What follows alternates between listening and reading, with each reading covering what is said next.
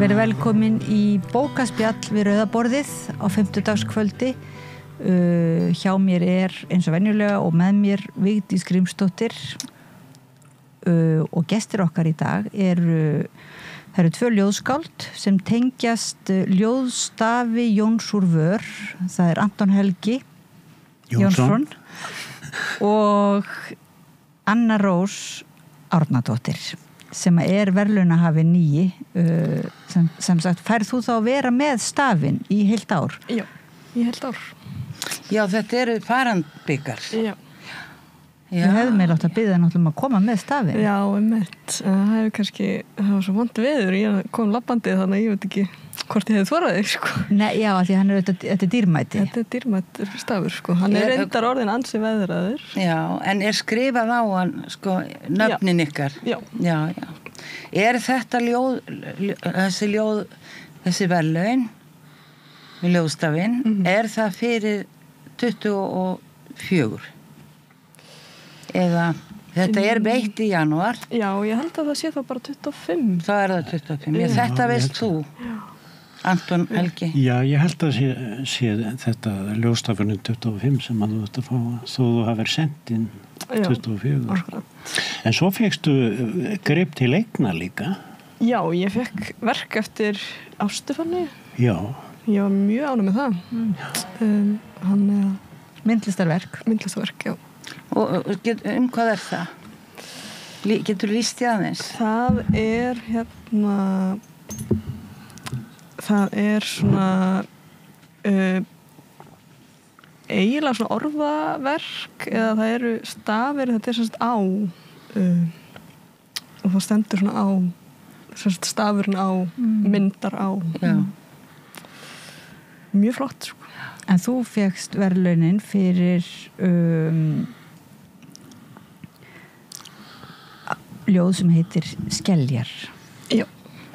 Og viltu kannski segja okkur aðeins svona frá því bara, og líka aðeins frá því þegar þú ákvaðst að senda það inn í svona samkeppni? Var það ekkert svona svolítið ákvörðun að taka? Jú, það var það, sko. Ég hef nokkru sinnum svona hugsað að senda inn í þessa keppni en svona aldrei kannski liðið almennilega eins og ég hafi haft eitthvað í höndunum fyrir en einhvern veginn þetta ljóð, mér langaði svolítið að senda þetta ljóð inn þannig að ég ákvaði að gera það og var reyndar næstu búin að gleyma því og þeistist út á pósthús þarna og seinustu stundu, sko. Hvaða dulnefni varstu með? Ég var með Hermann Másson. Bara eftir Guðberg. Já. Það var mitt dulnefni. Það var það fyrsta sem ég datt í hug, þannig að, yes. Hann hefur gefið bækur, mistkostið. Hann hefur, já. Byrst í nokkrum. Já. Fekk það dulnefni að láni frá Guðbergi. Þannig að þá kemur nú eiginlega upp að þú ert svona það sem kallað nokkuð vel lesin þá allavega í íslenskum bókmyndum eða eitthvað svona. Þú ert inn í bókmynda gaman að bókmyndum eða? Já, jú. Og ég er að læra bókmyndafræði í háskólanum. Ég í meistaranámi þar. Þannig yes. Þú hefur byrt í ljóðabréfum tunglbréfum eða hvað? Já, fyrir jól þá byrti ég í ljóðabröfi tunglsins 2 ljóð. Og þetta þá það fyrsta sem þú byrtir og sendir frá þér? Í raun, já. En þú ert búin að gera þetta lengi, það ekki? Jú, ég er búin að vera yrkja lengi og bara svona léleg ljóð lengi. Það svona, tekur tíma að þjálfa þetta upp, held ég, sko. En þetta er svona alltaf að koma, held ég. Og langar það að vera ljóðskáld eða svoleiðis? Já, það er svo draumur. En ertu það ekki? Þú ert orðin það? Jú, ætli það ekki. Núna? Já. Og þú kannski fljótlega við vona bók frá þér, eða hvað? Já, vonandi. Já. Ég er svona vonast eftir því. Þú ert með handrit tilbúið eða hvað? Já, ég er með handrit. Þannig að við sjáum til. Og það verðlaunaljóðið, það hluti af sem sagt heilli bók? Já, þetta í raun, sko, þetta svona einskonar ljóðsaga. Þannig að þetta í rauninu bara bútur úr lengri sögu, sko, þetta ljóð. Já. En ég ákvað að senda þetta því að mér fannst það svona standa hvað best á eigin fótum, sko, sem stakt ljóð. Já, í bókinni sem við fáum að lesa bráðum að þar sem sagt bara flæðandi eitt ljóðsaga. Í raun, já, í svona litlum kannski köflum eða ljóðum. Já, en þau köflarnir heit ekki neitt, þetta bara... Jú, þeir eru með nafn, sko, allavega akkurat núna eins og handritið það geti breyst, sko. Þannig, já. Spennó. Já, ég ætla nú ekki að segja hvort hann langaði til að vera ljóðskáld þar að segja, ég var ekki að segja hún væri ekki ljóðskáld. Ég meinti samt sko eiginlega hvort þig langaði, eða sko þegar þú skráði í bókmyndafræði, var það hugmyndin að vera bókmyndafræðingur eða svo leiðis, eða frekar eins og að vera rithöfundur eða ljóðskáld? Sko, ég svona vonast til að geta samtvinnað þetta, en jú, ætli að það að vera rithöfundur hafi ekki verið svona aðal markmið. Og veistu eitthvað hvernig svo hugdetta eða svo geðveiki sem sumir kalla spratt upp? Ég held bara því að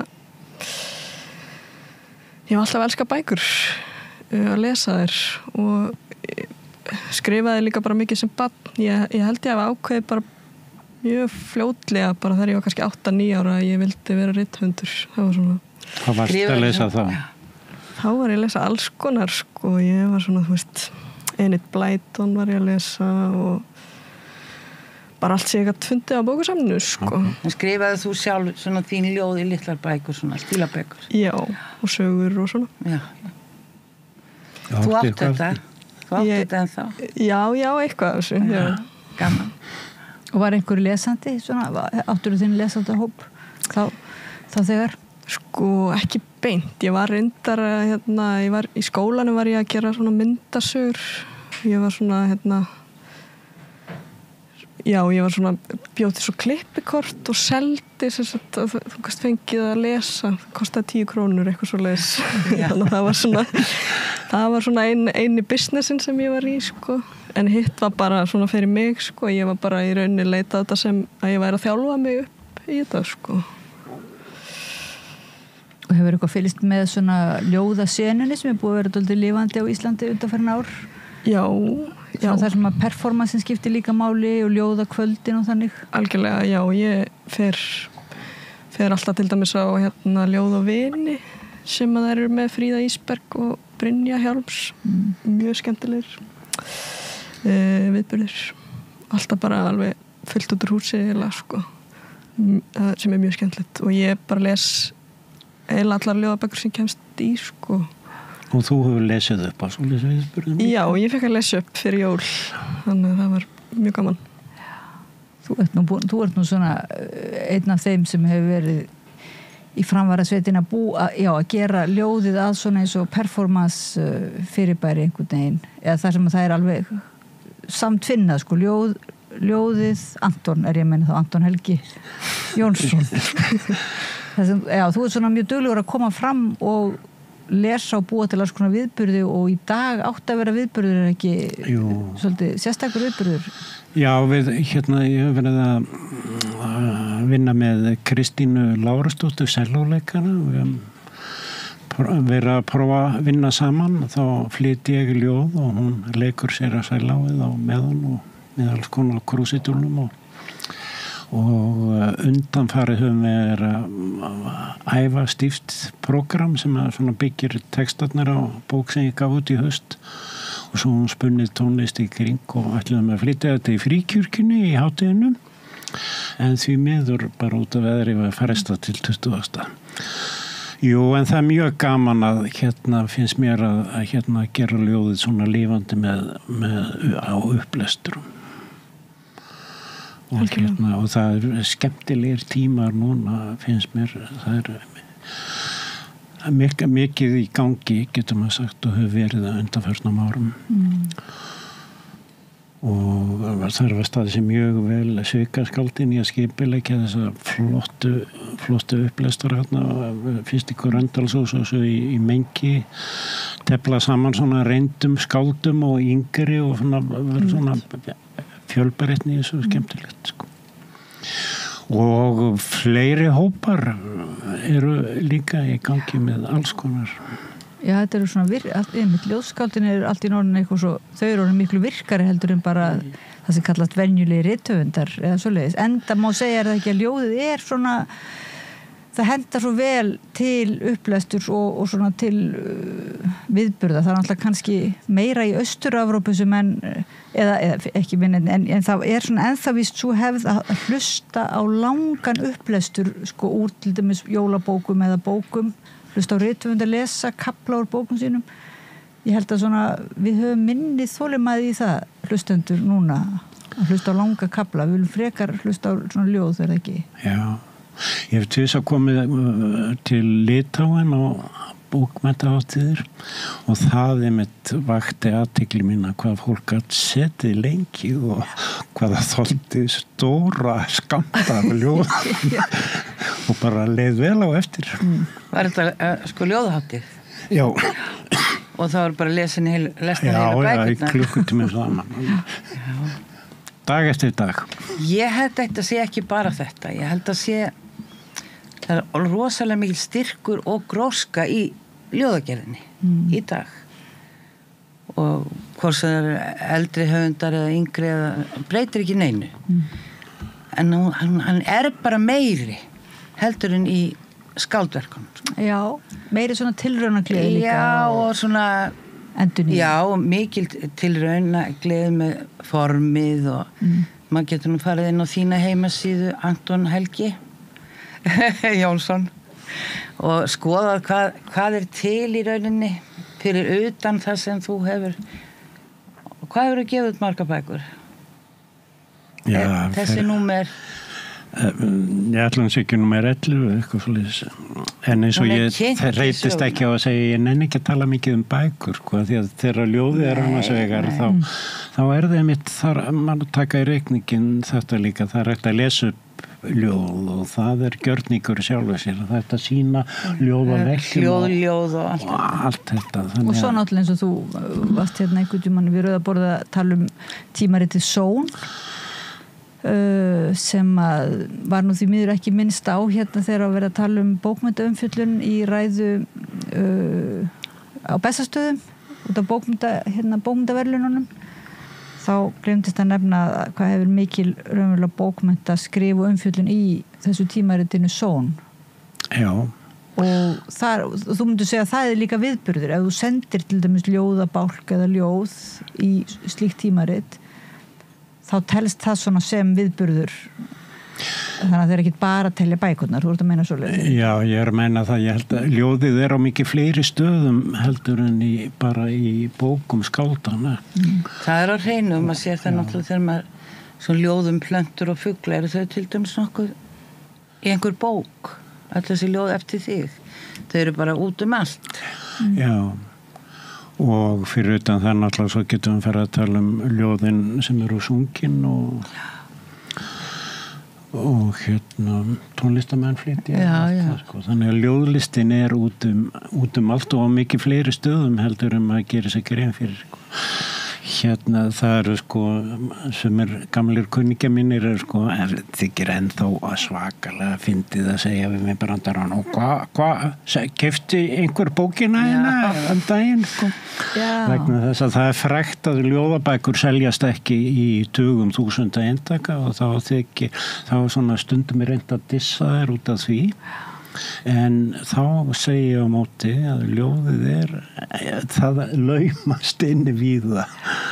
Og er ekki líka ljóðabækur kannski þær bækur sem seljast síðan allt árið, þær eru kannski síður tengdar við jólabókaflóðið eða eins og þetta sem þú hefur sagt Vigdís stundum eins og eftir jólin þá er eins og bara bækurnar séu orðnar úrheldar. Já, því miður sko. Jólabækurnar. Markaðurinn lætur þannig. En hérna munið eftir þú er örugglega lesið í Afahúsi. Býttu við. Eftir Guðrúnu Helga. Já, alveg örugglega. Það er stelpa þar sem að pappin er ljóðskáld. Það agalegt.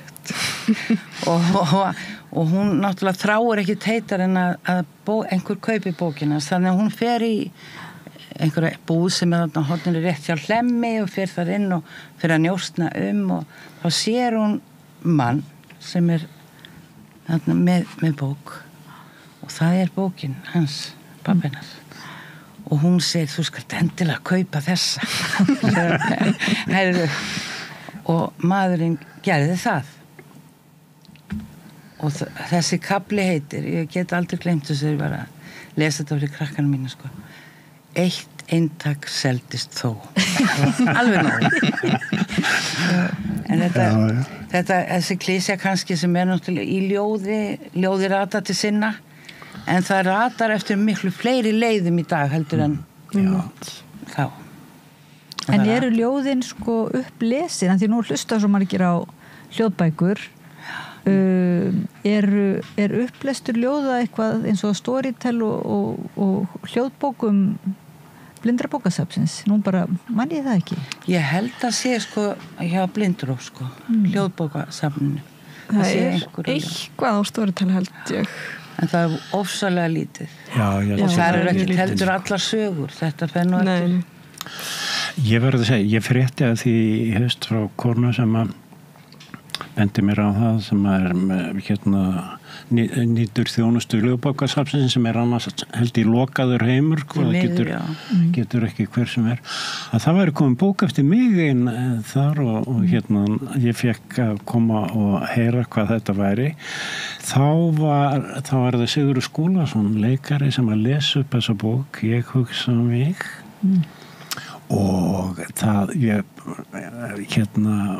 bara var alveg bara orðulaus vegna þess að þar kom alveg ný viti í þetta sem að ég hefði Las hann þessa bók? Já. Og vinur Orsa Blóm, hún ekki til?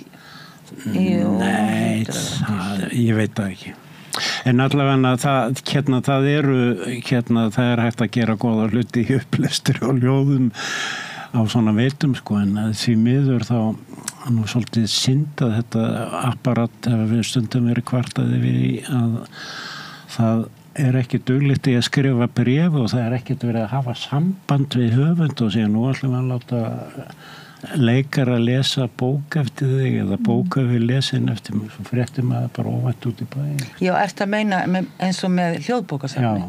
Þeir gera það reynda hjá Storytel, þeir hafa samband sko en ég held að sé nú líka að það var þannig hjá hljóðbókasafni en þú vissir það ekki fyrir það á búið þú ert að meina það? Já, en það var mjög ánægilegt ekki það leiðilegt þurfa að kvarta en það sem ég vildi segja að það eru lesarar sem að geta lesið upp ljóð og það hægt að njóta þeirra sem hljóðbóka alveg frábæran hátt dæmi ég af þessu, ég hef reyndar hlustað á fleiri bækur annars staðar sko. En það svona eins og með Storytel bara því þú ert að kvarta vilja nú styðja svona við þína þitt ekkert ekki kvörtun, þetta bara svona ábending að rithöfundasambandið nú bara nýverið búið að endur nýja orðsendingu til rithöfunda að sniðganga Storytel af því að þeir misvirða svo kjarareglur eða svona taxta og þannig og borga ekkert höfundunum fyrir og láta ekkert vita og allt svoleiðis sko þannig að einmitt það svolítið leiðilegt fyrir höfunda því þeir eru svo glaðir að því verða að lesa bækurnar og deila þeim. Já, ég held líka sko, ég vona að finnist lausn á þessu ég kann ekki, þeir eru til og það þarf einhvern veginn að semja en ég alveg samferður það ef það eitthvað sem að getur bjargað íslenskri tungu núna þá það að fleiri fara að hlusta á lestur og það ótrúlega hvað fólk að hlusta á mikið af bókum núna heyri ég bara út allan bæ og ótrúlegasta fólk sem að hlustar á bókmenntir í bílunum og hvar sem Við við Rauðaborð okkur langar til að fara að safna svona ljóðalestri og kannski fá að nota svona kannski til þess að sitja á milli dagskráliða en ég mitt maður þarf að athuga með höfundarétt og allt svoleiði sko en allavega er gaman að safna því sko bara inn í þáttunum, þannig að það er spurning hvort að við mættum biðja ykkur að þess, kannski núna eða eftir að lesa smá glefsur ef ekki. Jú, við erum að heyra velunarljóði sko og svo verður nú Anton að lesa. Viltu vinda því það núna eða það ekki bara? Ætlar að þú veist að biðja að fá að heyra eitthvað í kringum ljóðið meira? Já, ég segi eitthvað meira. Já, segðu bara frá sko... Svo sendur það. Já, ég endaði að senda Já, þetta var svona frekar lengi í smíðum þetta ljóð. Ég held að ég hafi byrjað á því fyrir svona kannski 2 árum síðan eitthvað svoleiðis og það byggir á þjóðsögu sem að ég las einhvern tímann og satt svo í mér og ég er búin að gleyma hvað hann heitir. Ég veit ekki alveg hvort ég man hann alveg rétt, þannig ég tók mér svona það skaldaleyfi að bara að fara eftir minni einhvern veginn. Þannig að byggja svona lauslega að þessari sögu sem að er sjómann sem að er spáð sjódauða og endar á því að drukna í polli undan blautum sjóstökkum. Þetta er ótrúlega saga finnst mér og svona hálf surrealísk einhvern veginn og ég var svo mjög lengi að reyna, mér langaði einhvern veginn að nota þessa sögu en mér fannst hún eiga heima í handritinu og það tók mér bara mjög langan tíma að koma inn í ljóðaform sko, marga tilraunir og ég gafst upp oft en svo svona endanum fannst mér að smella og já, ég bara endaði að vera mjög ánægð með þetta ljóð og hvað að senda það inn og hér er ég þannig að já, á ekki bara að lesa það. Jú, endilega. Jú, takk. Ertu með að handskrifað bara? Ég er með að handskrifað.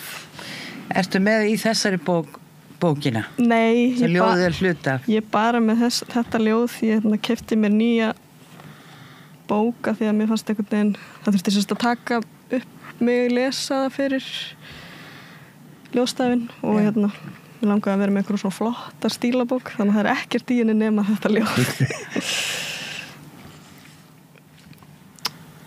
Já. Skeljar. Öll hús eru hús við sjóinn en maður bara fylgir lögnunum nógu langt eftir. Stundum þegar hún krýpur á köldum flísunum finnst henni hún heyra daufan óm af fuglagargi upp úr klósettskálinni.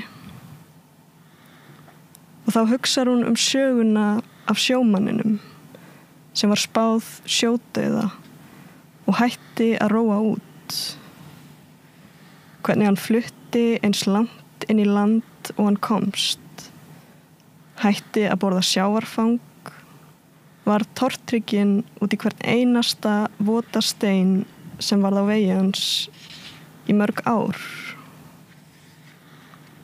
Þangað til einn daginn að hann sofnaði á verðinum.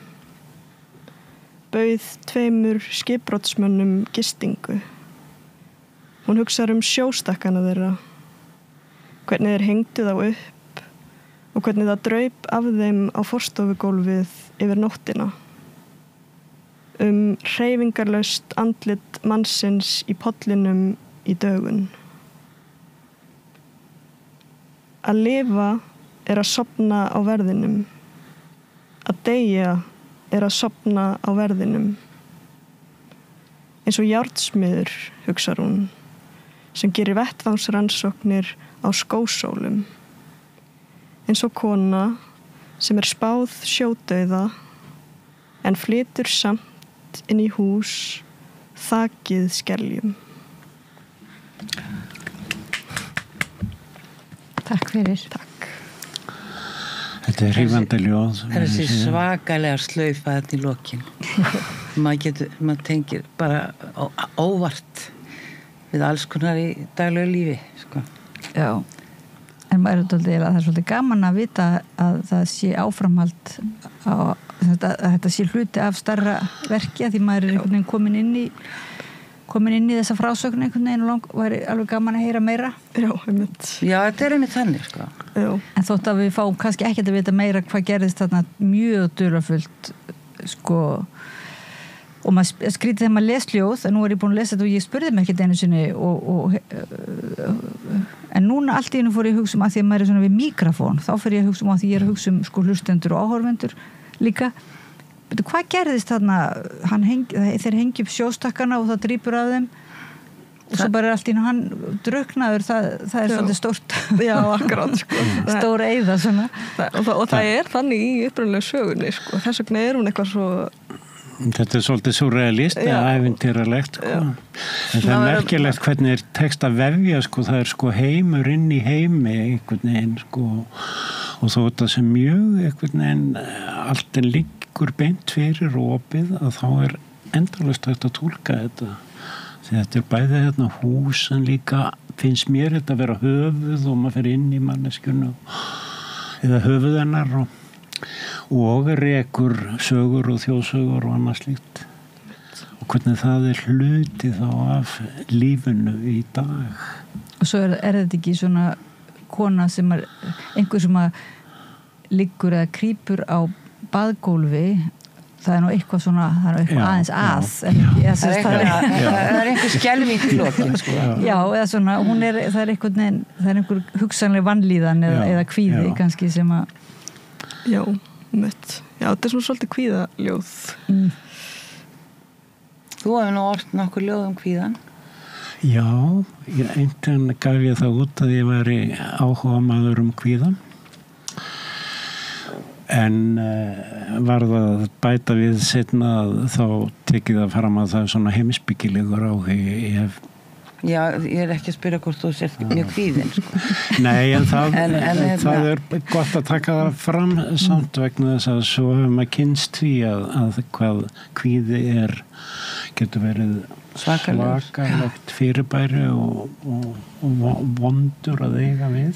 Já, það er bara mikill óvinnur, sko. Já. Kvíðin. Nei, jú, ég hef gjarnan ortum kvíða með einum að öðrum hætti. Kvíðin er nú svolítið svona óvinnurinn, hann er nú svolítið skáldskaparvekjandi eiginlega.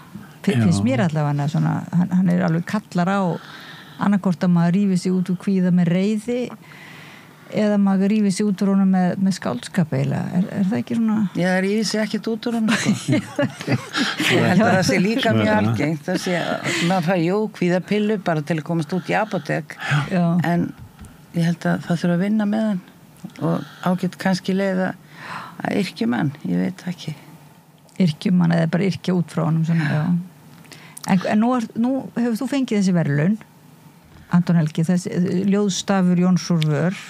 Já, og fyrir þá hlustendur sem er að koma dettin í spjallið þá sitja hérna 2 ljóðskáld hjá okkur, Vigdísi Grímsdóttur, það er Anton Helgi Jónsson og Anna Rós Árnadóttir og hún fékk núna nýverið janúar þessi verðlaun sem eru mjög virt ljóðaverðlaun og heitir ljóðstafur Jóns úr vör og þú hefur fengið 2 þessi verðlaun og hefur setið í dómnefndum þannig að þér hlýtur að þykja svolítið vænt þessi tilteknu verðlaun.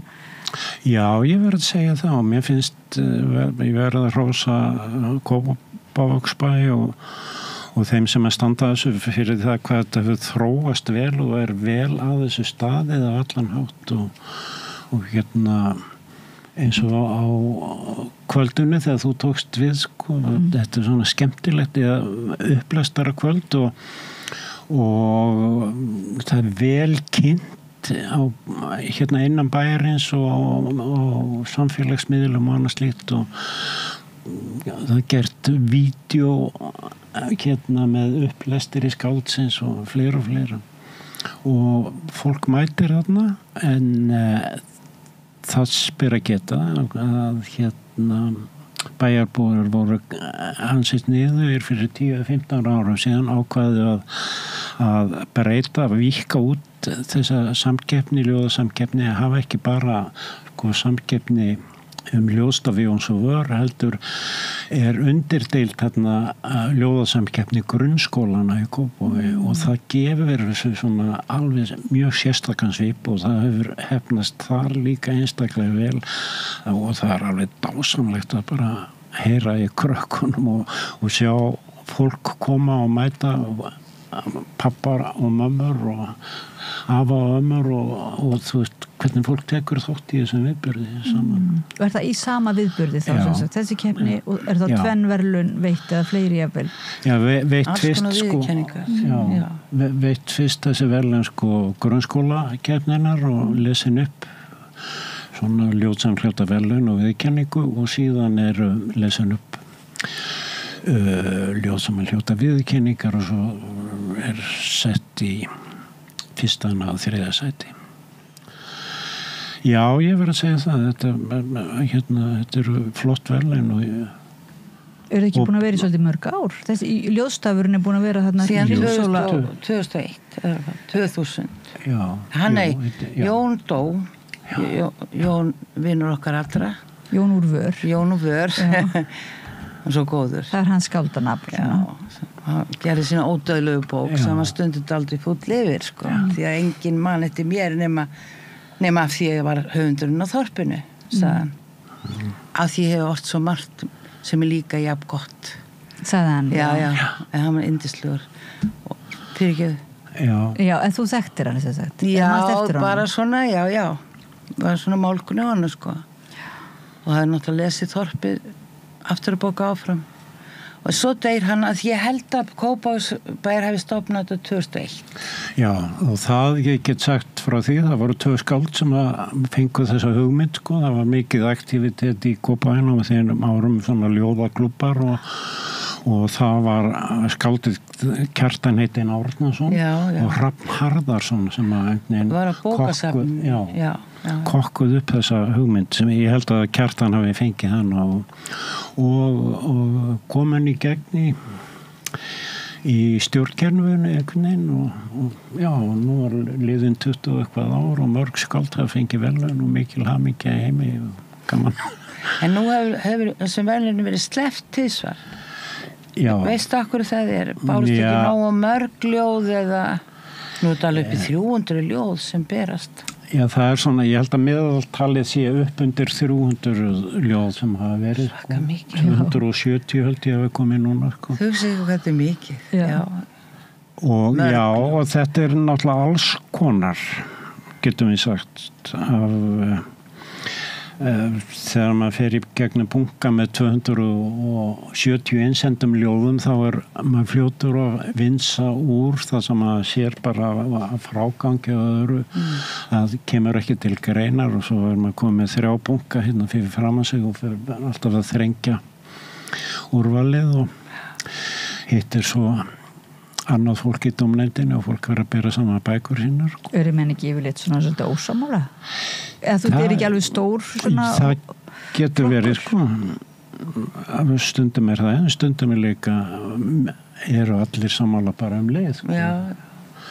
En ég maður talandi þessa bunga ég segi stundum söguna því mér kann man að segja hana með Ástu Fanneyju sem að fekk verðlaunin fyrir 5 árum eitthvað árum síðan en hún lendi mitt í þessum bunga hérna maður bara tók frá drastlið strax svo var það ekki fyrir það ekki á mér allan svo var ekki fyrir að ég fann að hitta samstarfsfólk mitt og til þess að undirbúa þann fund þá fór ég gegn bunkana aftur sem var ég nú örugglega að velja rétt þá las ég þetta sem að var á einhverjum miða sem var svona rifin úr bók handskrifaður og hérna frágangurinn sem sagt ekki til fyrirmynda það var sem sagt strongi gamli kennarinn í mér sem hafði ítt þessu frá og þá bara fattaði ég allt hérna hérna verðlaun þannig að það eru ævintýri það eru þetta ekki ágætis mistök í lífinu Ég sem betur fyrir urðu það ekki mistök það var ég endurskoðaði álitið. En það eitthvað allavega, ég hef rætt það áður hérna, svona einhver fúll kall inn í mér eða fúlugla verið svona á einhverju, ég var að reyna að rifja upp af einhverjum ástæðum ég svolítið svona móti svona verðlaunum, eða mér svona einhvern veginn í nöp við verðlaun og hef ekki sendt og lofaði sjálfur mér held ég bara því ég var bara unglingur og senda ekki ljóð í svona og ekki verk í keppni og ég bara man ekkert út á hverju það var einhver pirringur út í þessa hugsun að það væri einhvern veginn hægt að velja eitthvað að einhver dómnefnd væri óskeikul eða sko ég bara veit eða líka kannski að maður bara þessi biðstað held ég eins og þú segir að fara út á pósthús að ég man eftir þegar maður var alltaf að nota sko póstþjónustuna ég skrifaði svo mikið af bréfum og hvað maður gæti verið óbæðslega óþólamaður að fá sko bréf tilbaka og hérna fara í póstkassanum bjó útlöndum alltaf fara í póstkassan að ég hugsaði að vera líka það sko einhvern veginn að senda svona frá sér og geta þá ekki heldur sko endurskrifa það vera einhvern veginn raunverulega að senda það frá sér og byrja þá að endurskrifa það þá má maður ekki senda sko nýja versjón það einhver svona en sko þannig raunverulega ég búin að afhjúpa að þetta bara vitleysi í mér að vera svona móti bara einhver þöngulhausaskapur sko þannig að þetta greinilega mjög jákvætt maður heyri það af öllum sem fá svona þetta og einmitt þetta hvað eru margir sem taka þátt og þetta svona örvandi og hvetjandi fyrir alla umræðu og eða hvað sjáu þið nokkuð meimbu á þessu, þetta ekki bara jákvætt? Ég held að við getum sagt að þetta viðhorfa sko þessi neikvæðni gagnvart svona samkeppni sé viðhorf gamalla tíma og á bakvið það kannski hugsun sem segir það ekki hægt að keppa í list og það ekki hægt að ræða list en við sem flett upp í heimspekjubókum vitum að það hægt að diskutera allt og það líka hægt að gera grein fyrir hvað góðu ljóðlist eða vond ljóðlist maður býr til alls konar stála og ef við höfum gaman á bókmenntum þá getum við haft gaman að þessu líka ég held að á undanförnum árum þau viðhorf hafa breyst sko, og þínkynsluður tekur þetta miklu sjálfsagara Já, alltaf ekki Ég hef ekkert spáðnett brjálæslega Þetta viðhorf sem þú lýsir núna á það bara mjög gamaldags ég þekki það mjög vel sjálf og ég veit fullt af höfundum sem eru svona gamaldags svo þegar maður fyrir að lesa þessa höfunda þá eru þeir það náttúrulega svo eru þeir gamaldags þeir eru mjög gamaldags nema við Oddný Nei, jú, maður gamaldags Nei, en líka, svo eitt sem ég kannski með annað líka það að setja það sjálfsagt gamaldags líka en það þetta bara með að setja alla hluti upp í svona verðlauna keppni eins og í skólakerfinu að sé einhver sem fær gullið og einhver fær svona íþróttamennskan einhver sé lélegastur í liðinu og þetta sé og þessi sé í tossabekkunum og þú raunverulega andstaða maður kannski við það í grunninn sko en þá kemur hvað maður hefur upp á að bjóða annað ég veit það ekki sem með þá sko En þessi tökum við sko jákvæða hlutan í þessu þetta lyftir ljóðinu Jú, það nú þetta lyftir bókunum Við vitum öll þetta að nefndin, það eru 3 í nefndinni eða eitthvað svona og þeir hafa mismunandi smekk og þeir deila sín á milli og allt þetta að það enginn sem búin að finna sannleikan ennþá því þá þetta náttúrulega búið Nei, þetta ekki svona það kom bara í hugmynd þegar þú nefndi grunnskólakeppnina að það væri verið að veita verðlaun og þá hugsaði ég að ég hef líka verið í dómnefndum þar sem ég var alveg óbærslega ósammála sko þarna og mér fannst bara einhver texti og ljóð sem að mér fannst bara skemmtilegasta og hinir ljóð sko sem hinir nefndir bara voru með það í algjörum ruslflokki þannig að það hugsaði ég svona kannski viðkvæmt í barnaskólum að vera með svona en kannski þetta ekkert kannski þarf bara að herða fólk líka upp sko Já, sko ein gagnrýni á svona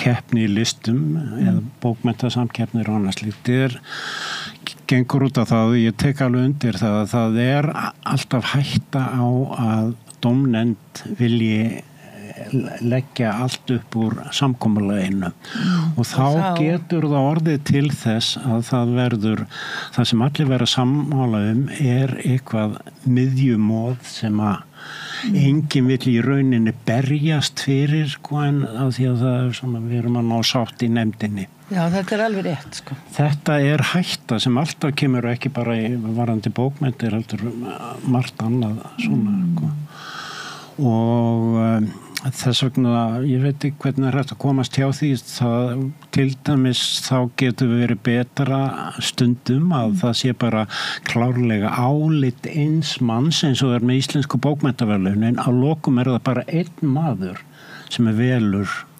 Nú það svo? Já, fyrst það nefnd og svo þrengist það í einn mann sem að tekur ákvörðunina.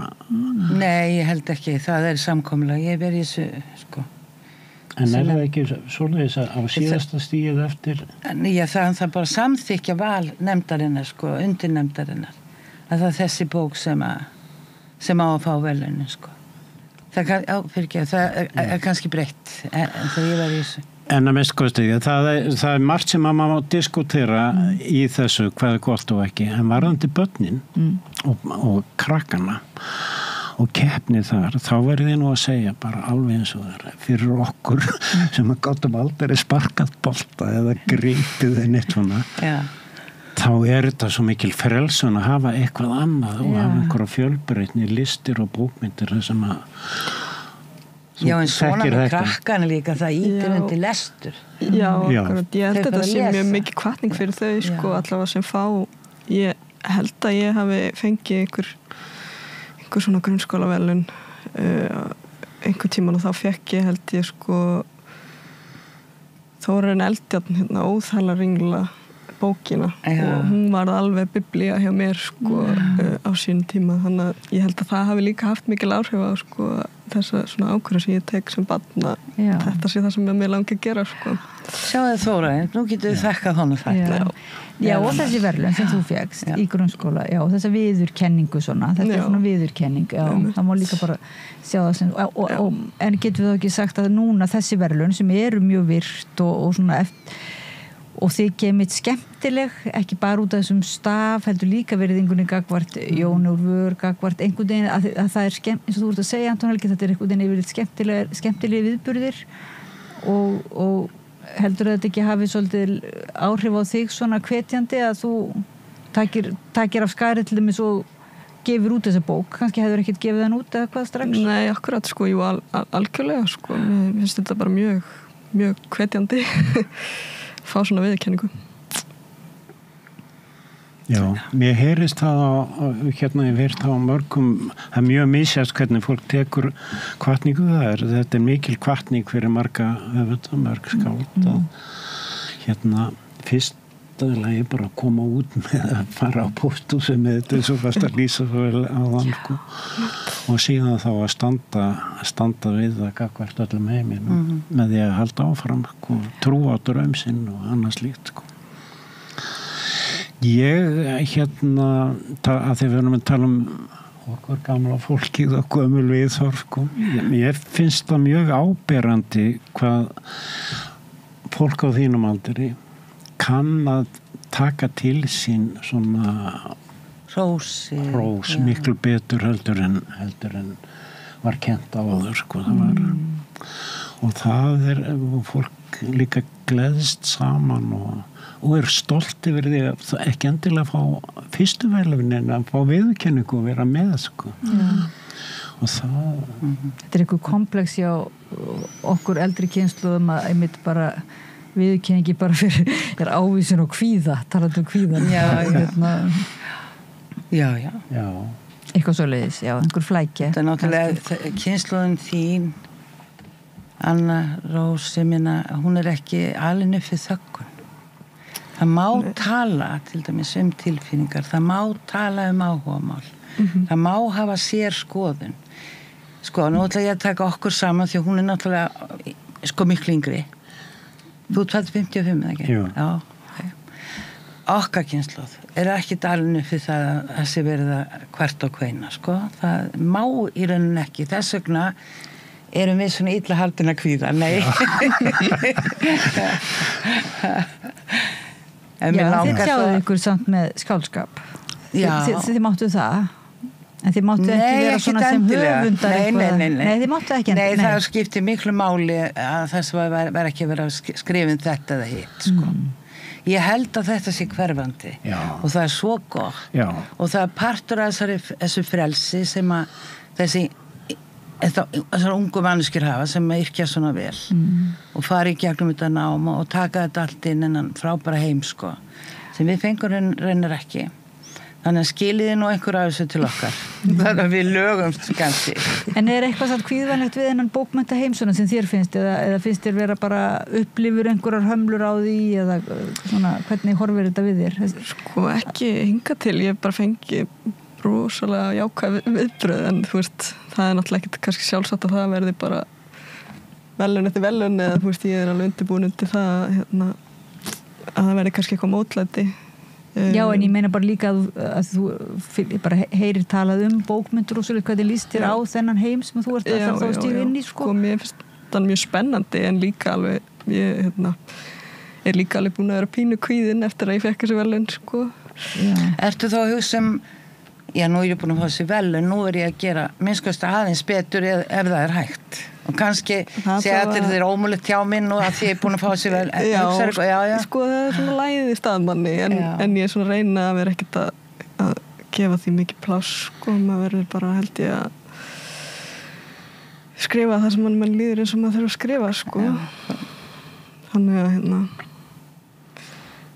en svona, svo er ég búin að vera mæti viðtölu svona og það er líka stressandi og svona einhver ég var líka bara þegar ég fekk símtalið, sko, að ég hefði unnið að þá bara hvernig skellti ég á og var eitthvað býtu Hérstu það var einhver vinkonin að gera að Já, ég var eitthvað svona býtu, sagði hún fyrsta sæti sagði hún kannski þriðja hljómar svolítið svipað svo, nei, það hljómar eiginlega ekki svipað þannig að ég var svona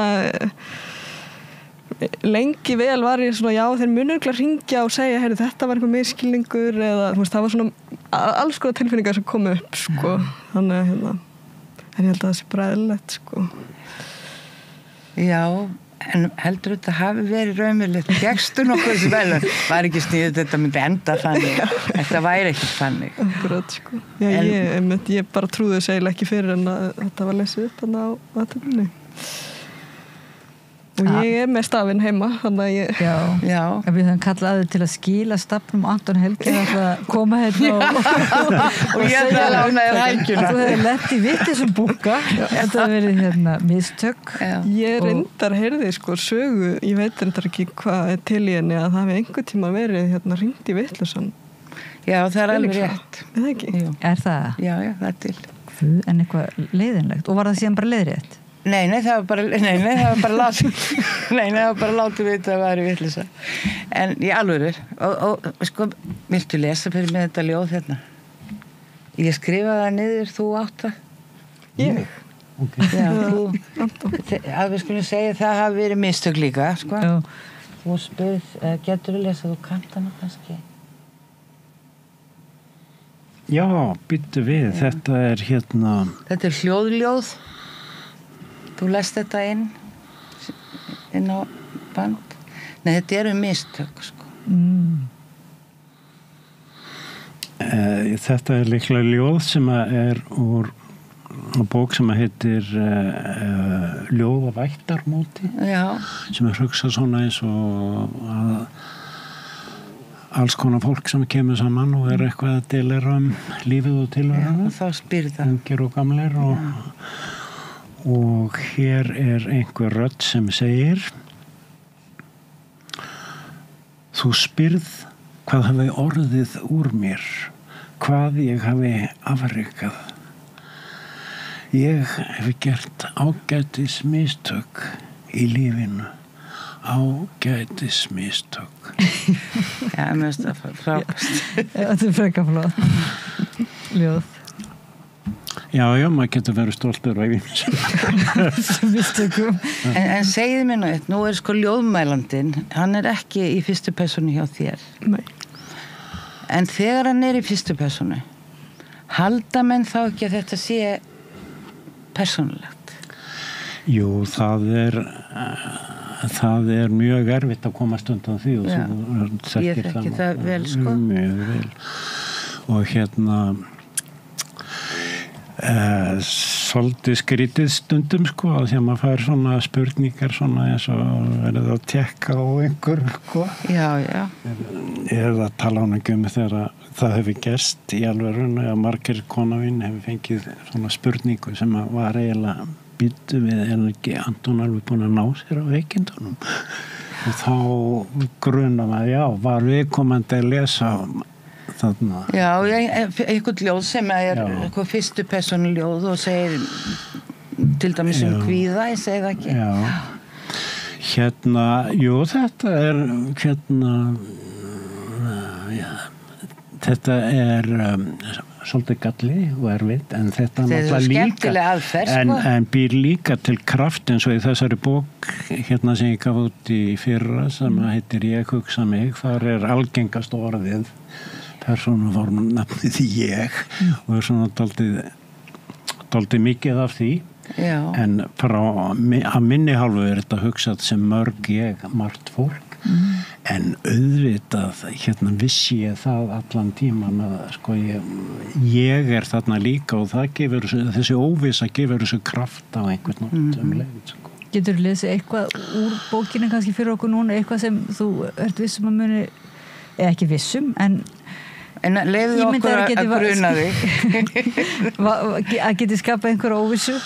Já, ég get sko, ég ætla bara að auglýsa þennan viðburð okkar Kristínar sem verður í Fríkirkjunni 20. febrúar klukkan 12.